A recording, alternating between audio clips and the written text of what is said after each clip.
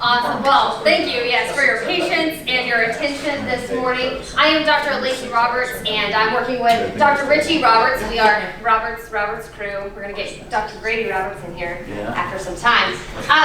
We are going to present a whole new world to you. So motivations of parents of first-generation college students, looking at freshmen in Louisiana State University in their College of Agricultural program, looking at their perceptions. We'd like to preface, you're like, why is Dr. Roberts from New Mexico State part of Louisiana State University? So when we started this study, our idea was actually to look at Southern students and their parents, and I was at Mississippi State University. In the middle of this, I transferred to New Mexico State University, so we graciously shifted the idea, and here we are. So, with that, we'll get started.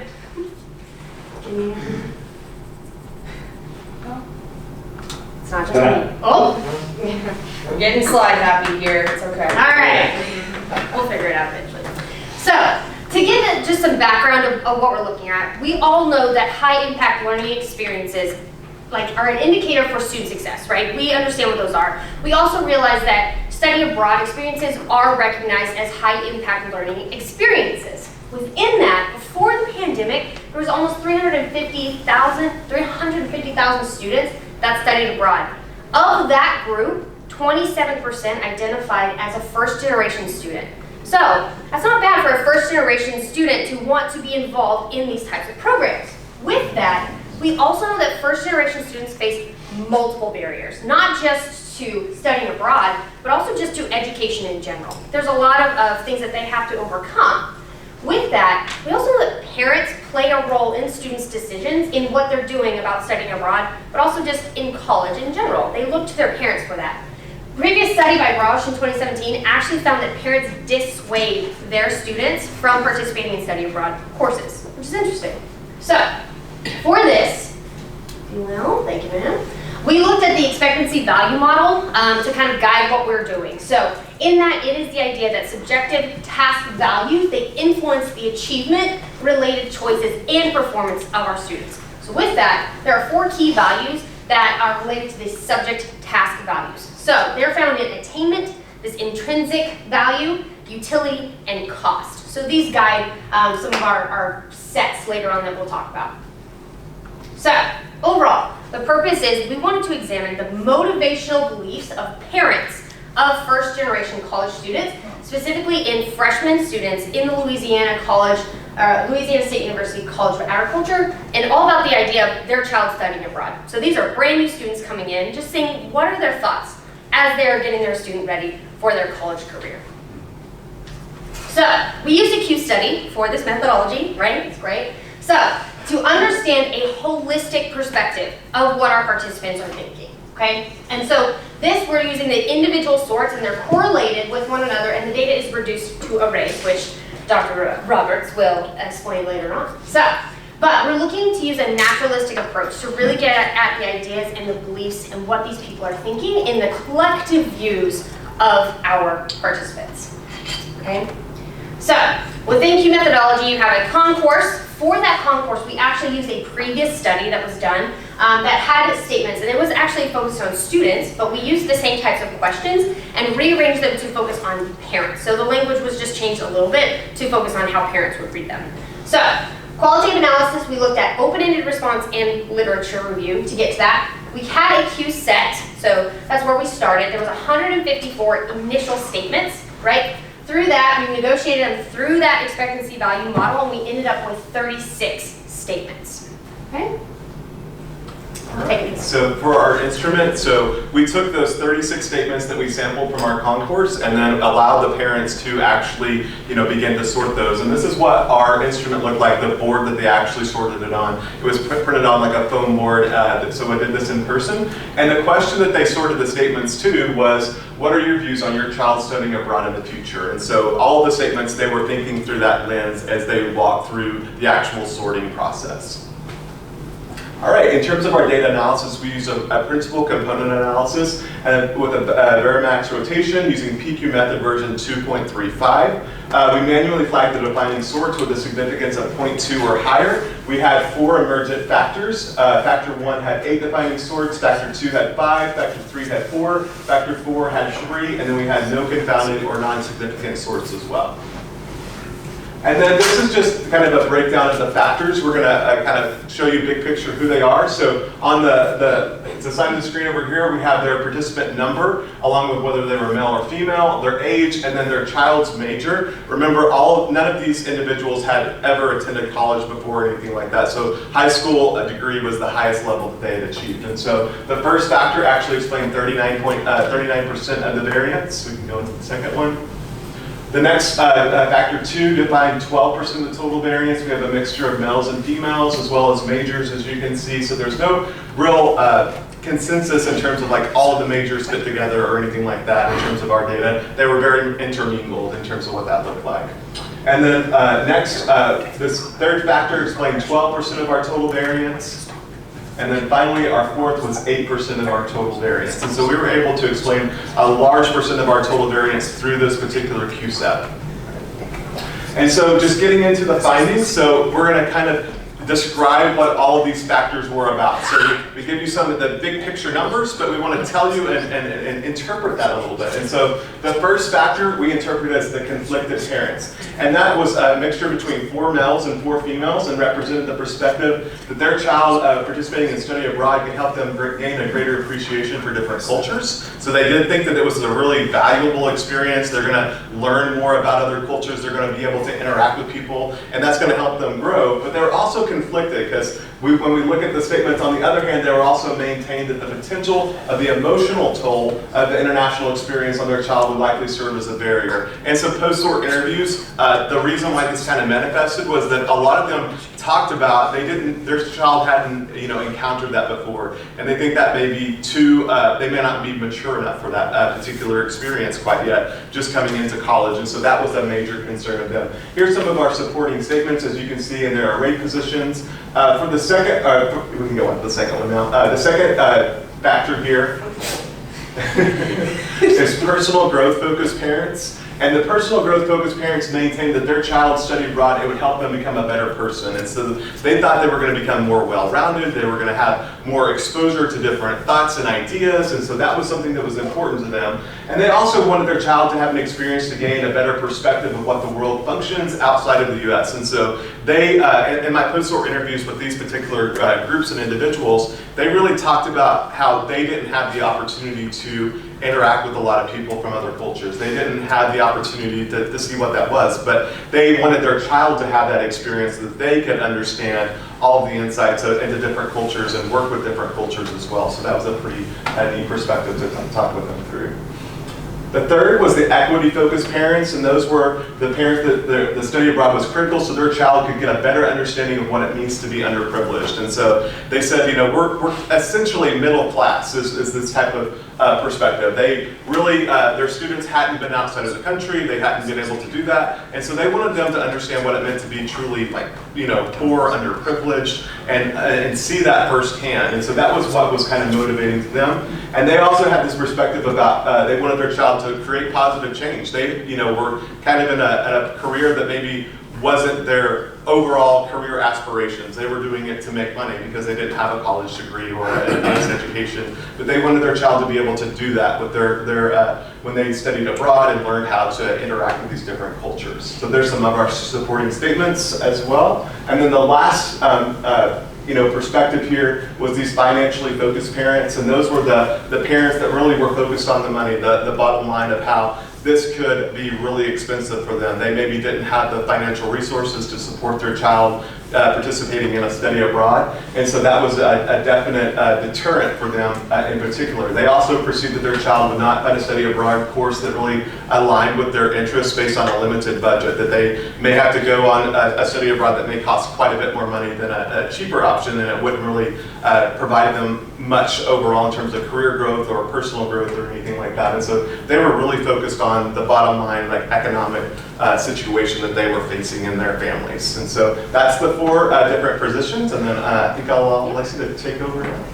So, to just round out what this does for us and what it highlights for us. So it gives us greater insight into what people are thinking about when they're considering taking a study abroad, right? Especially for first-generation college students. For a lot of these, just the idea of being at college was something that their parents might not have ever had that imagination to do, right? They just were not able. And now their students are able to go to a study abroad, but there's a lot of things that they are thinking in the same time of wanting to encourage them. So these four groups, right, we are looking at them as honestly positive, right? So while they are highly concerned with their child having the opportunity, they're looking for that, and they're wanting to create opportunities for their children, right? They might still be limited by financial barriers, and that's something that we have to consider in a university setting is what are we offering to students of different types of opportunities for them, right? There are great opportunities for different countries, but maybe we have to think about what we're offering in terms of what is still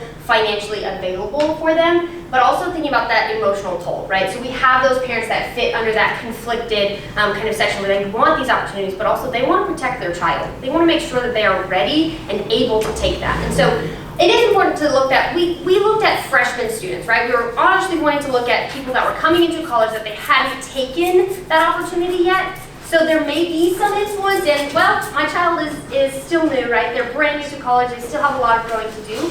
But I think this is still a concern for parents, even if their student is a junior or senior. They're still concerned about their emotional well-being. So we have to keep that in mind. So what we can do, what are some recommendations?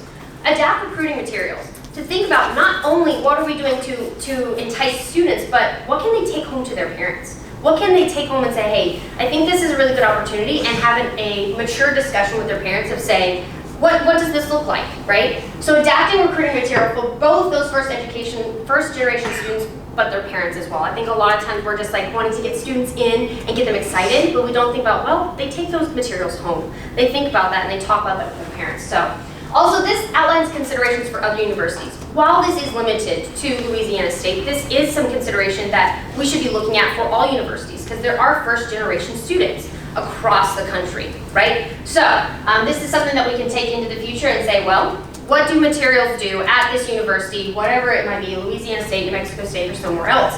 What does it do to encourage and possibly drive up those numbers of those first-generation students that are participating in study abroads?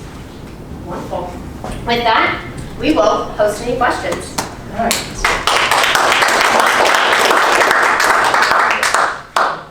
Yes. One question for you.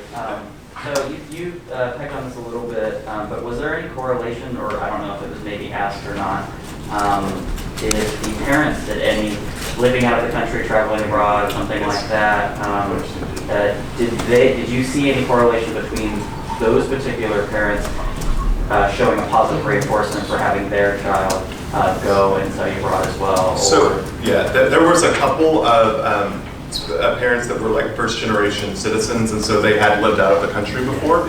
So that there was a couple of those that were in this population. The others had never traveled at all or never been to another country, and so that was something that they had just never experienced before. I figure a lot of it was, lack of awareness as well as financial kind of limitations for them, as well. A lot of these were low SES students and parents that I talked to, and so that was some of the considerations. But there was, like I said, there was 2 first-generation Americans that were part of this group, but the others had never traveled abroad when I asked them that question.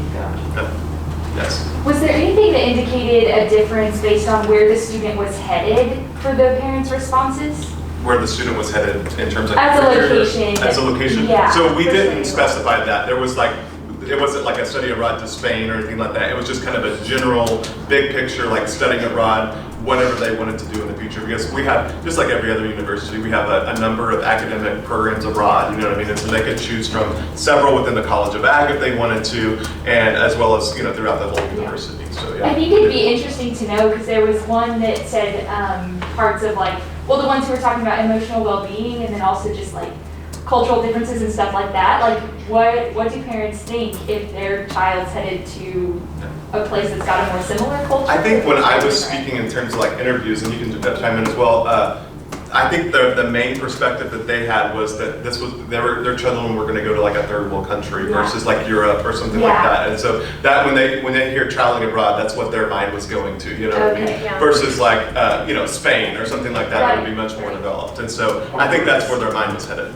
Yeah. Most of the conversations I've had with parents of freshman students or something, when we think about travel abroad or study abroad, they think, okay, you're taking my child to halfway across the world instead of, we have plenty of opportunities, Central America, for Greece, for, Costa Rica, a lot of different options, and it's not really considered, but part of that is because they haven't seen any materials, right? There's no full awareness of what all is offered for those students.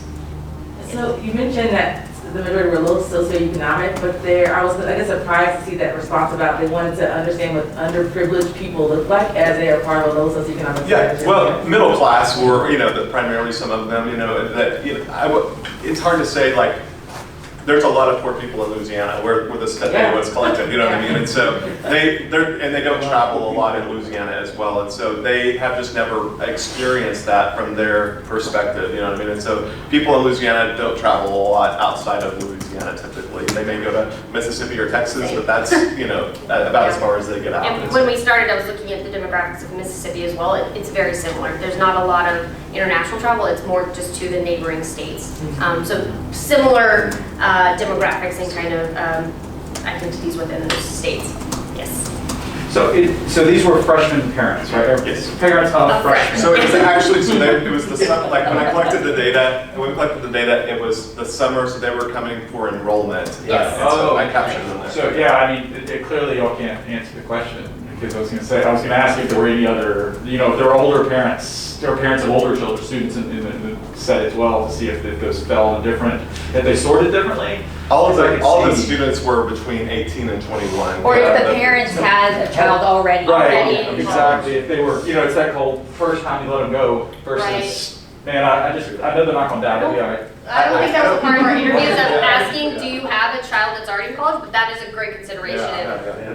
Maybe you have an idea of what it is to be studying abroad because they've been receiving or talked about these materials before, but that was not a part of it. I worked with my recruiter when I was like targeting these individuals because they had the information on who was first gen, who wasn't. Right. And so the way they phrase first gen in the questionnaire for that, like to get that information, is that no one is in your direct family, has graduated from college, essentially. And so that's how they worded it in their questionnaire that she sent me. Right. So, yeah. But the distance, the amount of time that child spent away from mama's, side is probably interesting. Did you do anything to actually sort your selection of who was part of the study as far as a parent? Because I'll just be honest, I work with our first generation program at UGA, and we've got a lot of parents that are not optimistic about their child even coming to college. Right. So the fact that they were so optimistic about some of these different pieces is very surprising to me. Because they don't think that their child should go to college, a lot of our parents. And two, when they do come, they think of a ton of safety issues with them coming to Athens versus going to, some other country around the world. So I'm just curious, I'm just very shocked with how positive they were about the experience. Yeah, and that just may be that they were, they didn't know me very well, and maybe they weren't being, fully like, they wanted to give me a good impression or something, you know what I mean? And so that could have been some of it. But I think the financial piece was definitely a concern, definitely in the interviews with them. Obviously safety and that kind of stuff always comes to the forefront of the mind, but I think a lot of them kind of expressed like, I've never had this opportunity, but I want my kid to be able to do stuff like that, you know what I mean? And so that was kind of the conversations and the post-sort interviews that I had, just like, I've never been able to do any of these things, and I want something better for my child. So it's a group of people that are at the flagship versus going to a small regional school, so they're already kind of sorting out to be. Yeah, like ours, positive. we've got a lot of parents that say, I don't even think my kid should come to college because I didn't need it. Right. So it's just that whole idea is just fascinating. That's interesting. Yeah. I didn't give you that. We did not have that conversation, so I didn't know what to say. But if you were We have a person in our profession that's really, really smart. E. Gordon Gee. Some of you know him, president again at West Virginia University. He's been president at the Ohio State University. And he made a commitment to global education 20 years ago And he said every student should do one thing. If we're going to help every student at the Ohio State University to become a global citizen, and he said we're going to help them get their passports. That is, to me, is just a brilliant thing. If we could take that back to our universities and encourage every kid to get a passport, not encourage them to get a passport, but help them get one. That's the first step to going international, or a first step. I think that's a brilliant proposition. Sorry, I have two methodological questions, as you know, I like to turn into Q. First off, how did you do your factor instruction? So all of ours was Baramax rotation, and so we were able to use that, and then we put a base significance of 0.42 to be able to set the baseline. Brown or horse? No, one of those, yeah. All right, and then the other question that I have is, have you heard of CADE software? CADE software, I haven't used it. No, I've heard of it, but I've only ever used PQ method to analyze data. I would recommend looking at CADE. I've never heard of CADE. CADE will not make you figure out. Awesome. I was trained by Diane Montgomery at Oklahoma State, and that's just what we were trained on, and so I like it. It's just something that I can put in really fast. I've learned a lot from Richie, so I have been following that. It's just old school. I started doing PQ, and I'm like, I hate this, and this is awful. And my friend's like, do CADE. I'm like, interesting. I'm like, okay. I'll check it out. Thank you.